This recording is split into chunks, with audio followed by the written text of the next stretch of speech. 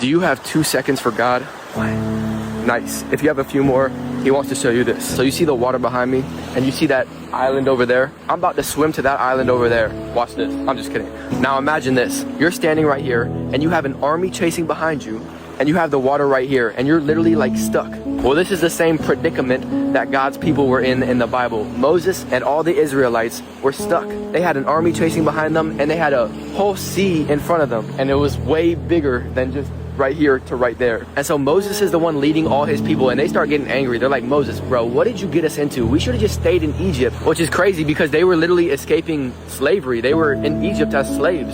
And you know what happens next? God drops one of the most fire lines in the Bible. God spoke through Moses and said, the Lord himself will fight for you. Just stay calm.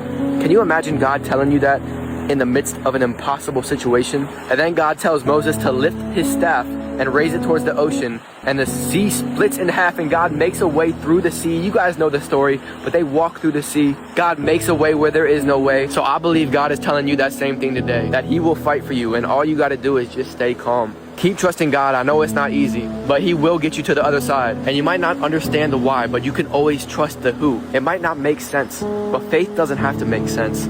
Faith makes miracles. Faith makes a way where there is no way. So keep going, keep trusting God, because one day you'll look back and you'll be on the other side over there, and all you'll be able to say is, where there was no way, God made a way.